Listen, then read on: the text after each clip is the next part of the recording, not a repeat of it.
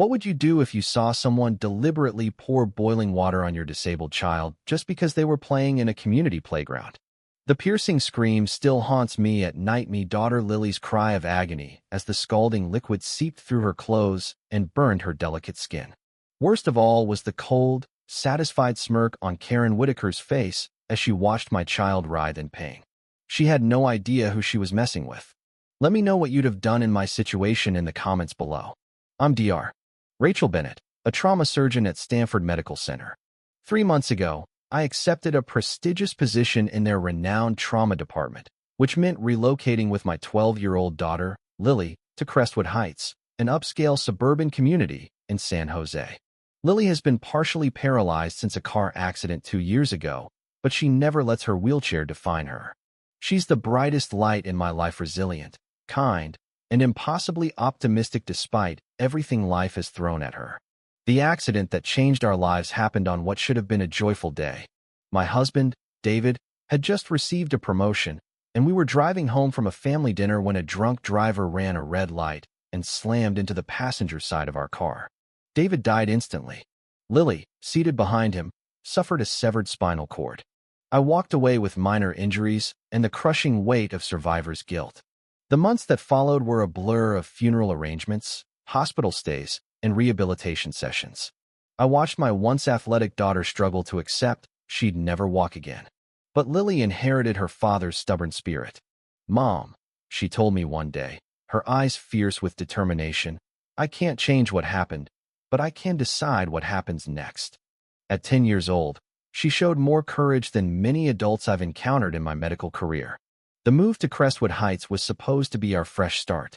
The house was perfect single level, with wide doorways and an open floor plan to accommodate Lily's wheelchair. The community boasted excellent schools with strong accessibility programs, well-maintained facilities, and supposedly family-friendly neighbors. The HOA fees were steep, but I figured it was worth it for the security and amenities. What the realtor didn't mention was that the HOA president, Karen Whitaker, had her own definition of community standards that made life miserable for anyone who didn't fit her narrow view of acceptable. Karen was in her early 50s, with perfectly highlighted blonde hair styled in a precise bob.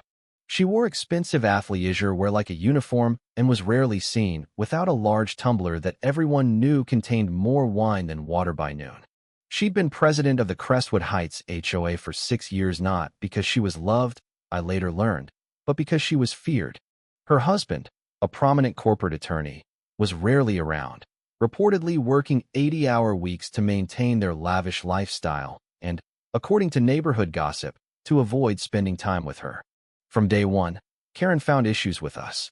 First, it was the ramp I had installed at our front entrance for Lily's accessibility and unsightly modification that required prior approval, though I had obtained it. She claimed the paperwork was improperly filed. Then she complained about Lily's therapy equipment being visible in our backyard, citing some obscure rule about recreational equipment storage. Each time, I followed proper channels, submitted the required paperwork, and got the necessary approvals, which only seemed to irritate her more. "You know, Dr. Bennett," she said during one of her surprise inspections, her voice dripping with condescension. "Most families here understand that maintaining property values requires sacrifices. Not everything can be about accommodation for one person." I brushed off her comments, attributing them to snobbery rather than specific prejudice. As a surgeon, I developed a thick skin against unpleasant personalities. But I had no idea how far her prejudice went until that sunny Saturday afternoon 3 weeks ago. Let us know where you're reading from today, and if you're new here, don't forget to like and follow to join our growing community. Lily had been having a good day. Her pain was manageable, and she was eager to enjoy the perfect weather. I had a mountain of case reports to review, but couldn't bear to keep her cooped up indoors. The community playground was just a short roll from our home, and 2 neighborhood kids Lily had befriended, Ethan and Sophie Carter, were already there. Their parents had been among the few neighbors to welcome us warmly.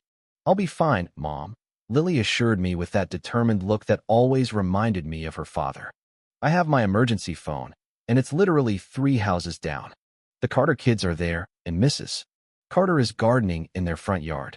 I watched from our front window as she maneuvered her wheelchair down the sidewalk, her dark hair gleaming in the sunlight. My smart, independent girl. I returned to my work, but kept my phone closure habit formed after the accident. 40 minutes later, I was deep into a complex spinal trauma case when I heard screams.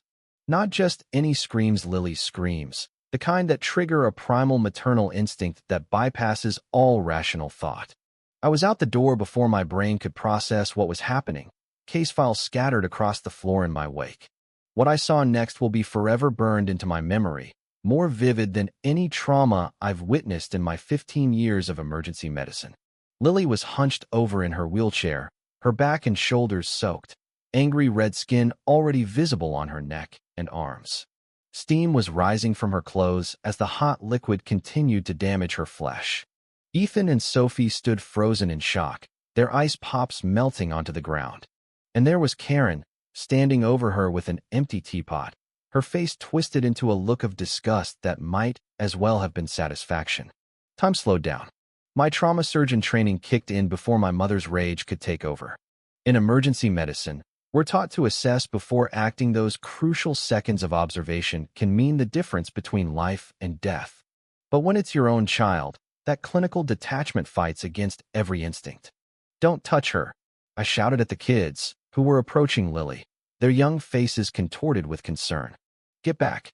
Burns need immediate attention, but the wrong kind can make them worse."